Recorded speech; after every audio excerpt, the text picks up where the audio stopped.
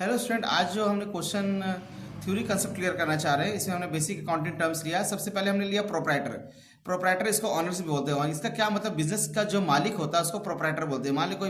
मान लीजिए कोई बिजनेस में पैसा लगाया 2 लाख 4 लाख रुपए, चाहे जो भी हो, चाहे सिंगल पार्टनरशिप सिंगल हो चाहे वो पार्टनरशिप बिजनेस में, तो जो जो बिजनेस में पैसा लगाया है उसको हम लोग क्या बोलते हैं, ऑनर बोलते हैं। यानी दुकान का मालिक को हम लोग क्या बोलते हैं, प्रोप्राइटर बोलते हैं। जो भी दुकान का बिजनेस का जो मालिक है उसको क्या बोलते हैं, प्रोप्राइटर बोलते हैं। कैपिटल होता है दुकान में जो प्रोप्राइटर जो पैसा लगाया है, जो पूंजी लगाया है, उसको क्या बोलते हैं हम लोग, कैपिटल लगाते हैं। ये कैपिटल कैश के फॉर्म में भी हो सकता है, एसेट्स के भी फॉर्म में हो सकता है ना। इसमें कोई एसेट्स भी लगाए और या मान लेते कैपिटल भी लगाए। जैसे फॉर एग्जांपल कोई पार्टनर है, वो कोई बिजनेस का ऑनर है, वो 1 लाख रुपए कैश लगाए और 50,000 का फर्नीचर लगाए, तो दोनों मिला के कैपिटल कहलाएगा।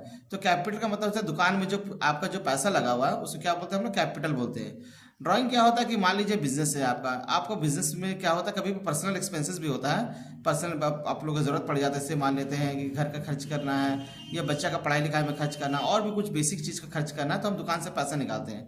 तो दुकान से जो पैसा निकालते हैं हम लोग अपना पर्सनल यूज़ के लिए, उसको क्या बोलते हैं हम लोग, ड्राइंग बोलते हैं। फिर नेक्स्ट हमने लिया बिजनेस ट्रांजेक्शन। बिजनेस ट्रांजेक्शन में 2 ट्रांजेक्शन होते हैं, कैश ट्रांजेक्शन होता है, क्रेडिट ट्रांजेक्शन होता है। कैश ट्रांजेक्शन हो गया जो नगद कारोबार करते हैं हम लोग, है ना।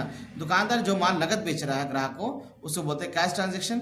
और दुकानदार क्या करता है, ग्राहक को उधार माल भी बेचता है ना, तो उसको क्या बोलते हैं, क्रेडिट ट्रांजेक्शन। ठीक है, कैश ट्रांजेक्शन का पैसा तो तुरंत मिल जाता है और क्रेडिट ट्रांजेक्शन का पैसा फ्यूचर में मिलता है। ग्राहक बोलता है कि दुकानदार को हम आपको कुछ समय के बाद पैसा दे देंगे, तो क्या हो गया, क्रेडिट ट्रांजेक्शन होता है। लेकिन दोनों केस में ट्रांजेक्शन हो रहा है। एक में कैश, दुकानदार क्या कर रहा है, कैश दे रहा है और दुकानदार को कैश मिल रहा है, उसके बदले वो क्या दे रहा है, गुड्स दे रहा है। क्रेडिट ट्रांजेक्शन में क्या होता है कि ग्राहक उसको भरोसा दिलाता है कि हम कुछ समय के बाद आपको पैसा दे देंगे, और ना उसके बदले दुकानदार क्या करता है, ग्राहक को पैसा देता है, माल देता है ना, गुड्स दे देता है। ठीक है, तो उसको क्या बोलते हैं हम लोग, क्रेडिट ट्रांजेक्शन बोलते हैं।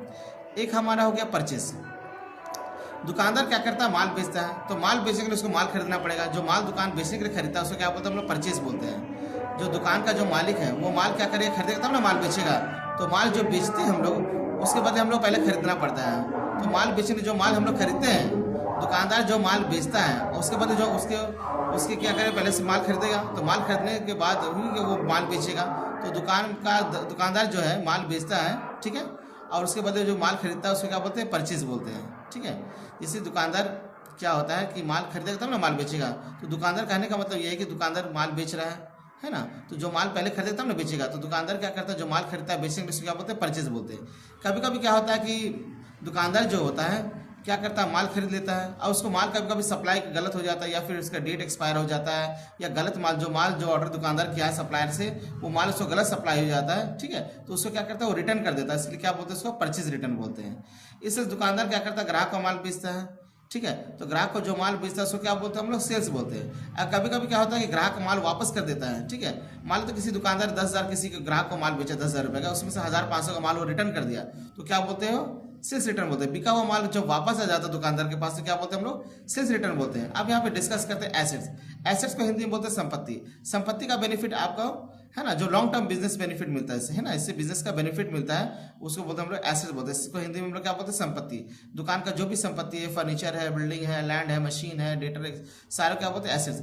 अब एसेट्स को देखिए 2 कैटेगरी, एक होता है करंट एसेट्स। करंट एसेट्स का जो कि कन्वर्टेबल है 12 महीने के अंदर, जो कि कन्वर्ट हो जाता है, एटलीस्ट 12 महीने के अंदर वो कन्वर्ट हो जाता है। जैसे दुकान का जो स्टॉक है, तो दुकान का जो मालिक का जो स्टॉक होता है, वो क्या होता है कि आज नहीं कल तो उसका बिक ही जाता है। ठीक है, तो इसको मान के चलते दुकानदार के साल भर के अंदर वो चेंज हो जाता है। स्टॉक क्या होता है, बदलते रहता है। आज दुकानदार किसी को माल बेचा, फिर क्या होता है, दुकान स्टॉक कट गया, फिर दुकानदार क्या करता है, माल खरीदता है तो स्टॉक बढ़ जाता है। तो ये चेंजेस होते रहता है, तो इसको क्या बोलते हैं, इसको करंट एसेट्स बोलते हैं। स्टॉक को क्या मानते हैं हम लोग, करंट एसेट्स। स्टॉक का एक नाम और हम लोग इन्वेंट्री भी बोलते हैं। स्टॉक का इन्वेंट्री सेम ही चीज होता है। डेटर होता है, दुकानदार किसी ग्राहक को माल उधार बेचता है और ग्राहक उसको बोलता है कि हम कुछ समय के बाद आपको पैसा दे देंगे, तो दुकानदार उस ग्राहक को क्या मान लेता है, डेटर मान लेता है। अब बिल रिसीवेबल क्या होता है, बिल रिसीवेबल क्या होता है, कभी कभी बिल बनाया जाता है, इसका लीगल वैल्यू रहता है। ठीक है, इसमें ये रिटर्न प्रॉमिस रहता है कस्टमर के द्वारा कि हम आपको तय सीमा के बाद 2 महीना 3 महीने के बाद आपको पैसा दे देंगे। तो इसके अगेंस्ट में क्या बनता है, बिल बनता है। दुकानदार को क्या मिल जाता है, बिल रिसीवेबल मिल जाता है। इसमें एक दावा किया रहता है, ग्राहक बोलता है कि हम आपको 2 महीना 3 महीने के अंदर इसका पेमेंट कर देंगे, इसका लीगल वैल्यू होता है। प्रीपेड एक्सपेंसेस होता है, दुकानदार कभी कभी ज़्यादा खर्च कर देता है, चाहे वो जिसे किसी को रेंट देना है, दुकान का रेंट देना है, वो क्या करता है, कुछ भाड़ा अधिक दे देता है, 12 महीने की जगह 15 महीने का भाड़ा दे दिया, तो क्या कहलाता है, प्रीपेड एक्सपेंसेस बोलता है। इसको हम लोग बाद में एडजस्ट कर सकते हैं, ये भी करंट एसेट्स है।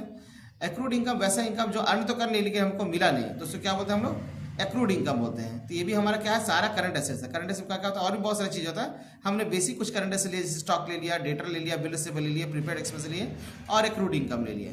ठीक है, अब इसके बाद हम लोग आ जाते हैं कुछ और बेसिक टर्म्स। अभी मेरा क्लास बेसिक टर्म्स के रिलेटेड ही रहेगा। ठीक है, इसके बाद हमने लिया है टेंजिबल एसेट्स।